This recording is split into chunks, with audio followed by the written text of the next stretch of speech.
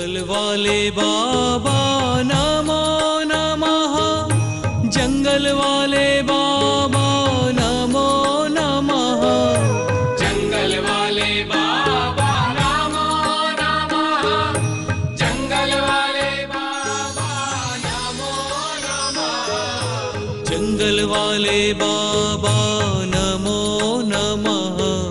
बंधु, यदि आप अपनी संपत्ति को 1000 गुना बढ़ाना चाहते हो, दान करो। सत्पात्र दान, सन्मार्ग में दान देना सम्यक वर्धनी क्रिया है। दान पूजा पाठ में सहयोग देना बहुत बड़ा पुण्य का काम है और दुर्लभता से दान करने को मिलता है। दान करने से धन मिले, मिले धर्म से दान। दान करने से ही धन मिलता है। दान करने से धन मिले, मिले धर्म से दान। बिना पुण्य के दान करने को भी नहीं मिल सकता है। हर व्यक्ति दान नहीं कर सकता है। हर व्यक्ति पैसे का सदुपयोग भी नहीं कर सकता है। और धर्मात्मा दान करने में संकोच भी नहीं करता है। वह अवसर ही ढूंढता रहता है, मुझे मौका भर मिल जाए, पूरी शक्ति लगा दूं और धर्म की परवाह न करो, सबको धर्म मार्ग पर लगा दूं। धर्मात्मा के लक्षण ये होते हैं और वह मौका ढूंढता रहता है, अवसर ढूंढता रहता है। अवसर मिलते ही पूरे शक्ति लगा करके वह दान धर्म करके पुण्य का अर्जन करता है, अपना भविष्य का निर्माण कर लेता है। इसीलिए कन्नड़ में भी कहावत है, कह दिया जाता है कि ये इस हाथ का दिया हुआ इस हाथ को मालूम नहीं पड़ना चाहिए। इस हाथ का दिया हुआ इस हाथ को मालूम नहीं पड़ना चाहिए। और ये भी कह दिया जाता है कि जो आपने धन अर्जन किया, संचय किया है, यदि उस धन को गाड़ के रखोगे, कोट्टद्दू तनेगे बच्चिट्टद्दू पररिगे, अर्थात जो आपने दान दिया है वही तुम्हारा साथ जाने वाला है। और यदि तुमने उसको गाड़ करके रख दिया है तो दूसरे के ही हाथ लगेगा, तुम्हें मिलने वाली नहीं है वो संपत्ति। इसीलिए आपको जो आचार्य ने कहा है, इस हाथ का दिया हुआ इस हाथ को मालूम नहीं पड़ना चाहिए। सम्यक दृष्टि धन को गाड़ के नहीं रखता है और लोभ में आकर के अनेक प्रकार के अनर्थ नहीं भी करता है। वह पूरे संपत्ति का शक्ति का सदुपयोग करके धर्म में लगा देता है और अपने भविष्य को बना लेता है। आप भी ज्ञानी ही दान कर सकता है, बिना ज्ञान के भी दान किसी काम का नहीं है। अभिमान के लिए, सम्मान के लिए धन देना भी दान नहीं हो सकता है। धन दे करके अधिकार जमाना भी दान नहीं हो सकता है। और हम किस प्रकार से दान कर रहे हैं, किस भावना से दान कर रहे हैं और कैसे अवसर का गंवाते हैं, क्या उसका लाभ उठाते हैं, ये मुझे भी देखना है। मैंने मंडी वालों के बारे में बहुत सुना है, बहुत अच्छे कार्यक्रम करते हैं, बहुत अच्छे कार्यक्रम करते हैं, बहुत धूमधाम से काम करते हैं। मैं देखूंगा माता बहनों में कितना उत्साह है और 10 लक्षण पर्व में कैसे विधान का आयोजन करते हैं, कैसे आप काम करते हैं, मैं देखूंगा।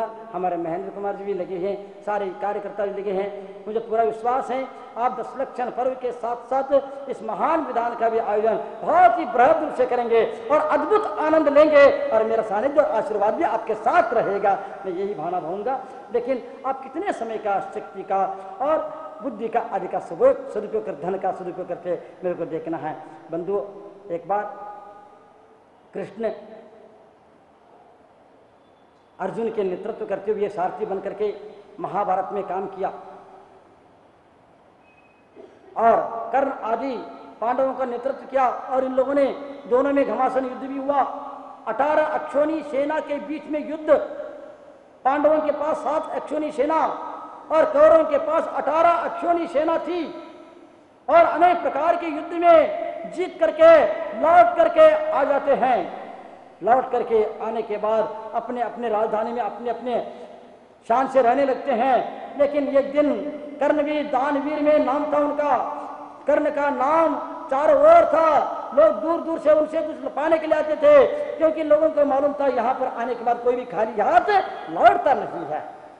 और उसको सुन करके एक बार एक दीन दुखी व्यक्ति सुबह सुबह पहुंच जाता है, जल्दी जल्दी, क्योंकि उनके पास बहुत भीड़ लगती है और उनसे मिलना मुश्किल हो जाता है। इस प्रकार सोच करके जल्दी पहुंच करके वह सुबह सुबह उठ करके नहा करके अपने शरीर को सोने की कटोरी में तेल लेकर के वह शरीर को मल रहा था, मालिश कर रहा था, पूरे शरीर में तेल लगा रहा था और उनके सेवक भी उनको सहयोग दे रहे थे।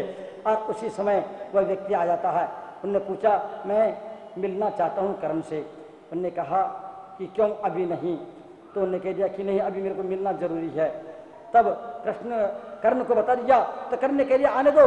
आने के बाद उनसे पूछा क्या हो गया? भगवान मैं तो बहुत दुखी हूँ, मैं आपका नाम सुन करके आया हूँ। आप आपके दरबार में आने वाला कभी खाली हाथ नहीं जाता है, इसलिए आपके नाम सुन करके आया हूँ। और मैं 4-5 दिन से भूखा हूँ, मेरा परिवार संकट से गुजर रहा है, भूख प्यास से तड़प रहा है, मुझे कुछ सहयोग दे दो। उसी समय कर्ण ने एक क्षण रुका और तत्काल अपने जो बाया हाथ में जो सोने की कटोरी थी उस कटोरी को उसके हाथ में दे दिया। उसने प्रणाम करके चल दिया। वो तो चला गया, लेकिन इनके बगल में जो सेवक बैठे थे, इन सेवकों ने पूछा, भगवान आपने दान देने के लिए आपको मना नहीं था, दान तो दिया, लेकिन ऐसे दान क्यों किया? यदि आपको दान देना ही था, बाया हाथ से सोने की कटोरी क्यों दे दिया? कम से कम दाहिने हाथ से तो दे देते। दान तो दिया जाता है, बाह्य हाथ से नहीं दिया जाता है, दाहिने हाथ से दिया जाता है। आप समझदार हो। तब उन्होंने कर्ण ने कहा, मैं जानता हूं यदि बाया हाथ की कटोरी को यदि दाया हाथ में लेता, उसी के बीच में मेरे भाव बिगड़ सकते थे।